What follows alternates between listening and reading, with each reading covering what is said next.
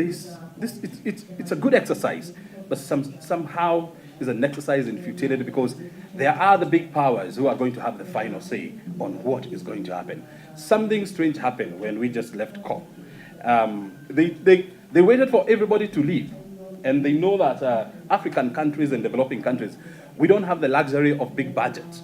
So you're there for a certain duration of time, and when that time is over, you have to pack your bags and leave. Fortunately for them, they have big budgets. They can expand the days they are there. And so when everybody left, okay, they continued with their conversations. We are very busy, okay, boarding our planes to go back to Africa and wherever. They are very busy now holding critical meetings in our absence. So I would really want to understand, from the chair, how that in the future can be addressed with, and whether they have raised that concern with the United Nations, UNFFC, and how that is going to be addressed in the future, so that we ensure that the critical decisions are made when critical people are also in the room. I can go on and on, but I can see time is not on my end. Thank you so very much, and I'm looking forward to be having so many journalists from Kenya covering COP30, which is going to happen in Brazil. He can bear this testimony that we work as a family when we go to COP. We don't care whether you're a nation, KBC, whatever. We work as a group. I get an interview, I can tip him and tell him, hey, look here, the ABCD is coming. So if you're interested, you can come and also follow your own story. He was also very critical in helping us get Mohammed, despite the fact that he was running a very tight schedule. And so I hope that we are going to put up with this camaraderie, okay, of reporting, so that we do this as a family. Otherwise, thank you so very much. And do I hand the mic? Yes, thank you. Asante sana. As you've seen there, he claimed that he was not prepared. And went ahead to speak for 30 minutes. My editor once told me that as a good journalist, you have to think on your feet.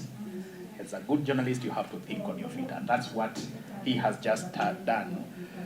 Let me summarize briefly what he's told us.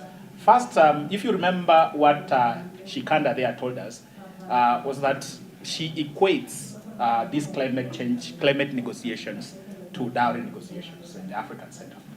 And if you can picture that, if you have the mental picture of how these negotiations go in the African setting, then you can actually start now making the connections between that and the very complex nature of the COPs.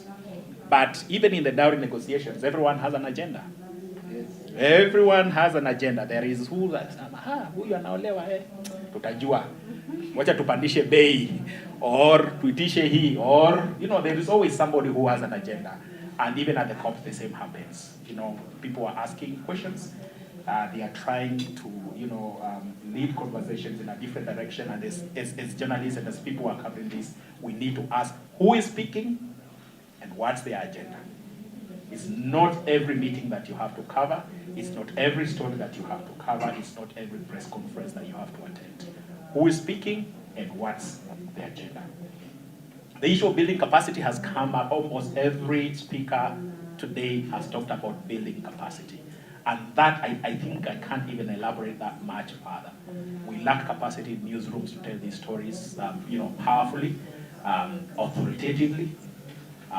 And I think it's time, as the CAG leadership and the people in the room sat down and asked, what should we do?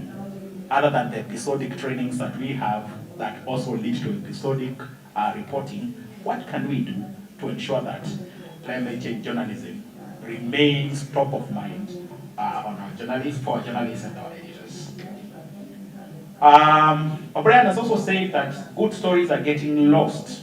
Good stories on climate change are getting lost in the maze of editorial prioritization structures that we've created over the years. And that's upon us as editors to think about, do we need to review our editorial prioritization structures so that at least this story is not getting lost in that maze? If so, what do we need to do Should we continue with the ghettos that we've created in their newsrooms for this to happen, or should we have, editors who understand the agency of the matter? And now, ladies and gentlemen, Ambassador Ali, you've heard, what the people have said. The issue that they bring, the fact that some of them do not understand the whole process, despite the fact that they've covered it for a very, very long time. The need in our newsrooms to build the capacity, the need to tell better stories and with narrative that make a lot of sense. The need for us to start looking at it as an opportunity as opposed to a crisis, and also the fact that we must start foregrounding the climate story. And now, ladies and gentlemen, let me invite our keynote speaker for the afternoon. Ambassador Ali Mohammed is Kenya's Special Envoy for Climate Change and also the Chair of the African Union Negotiators. Karibu sana.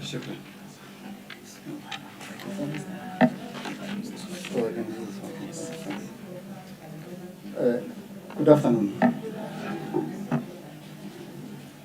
Let me first of all recognize my colleagues and friends, Dr. Medika and Mr. Peter Odengo, who you called money back. I didn't know his money. It's interesting. And all of you really, editors, journalists, students.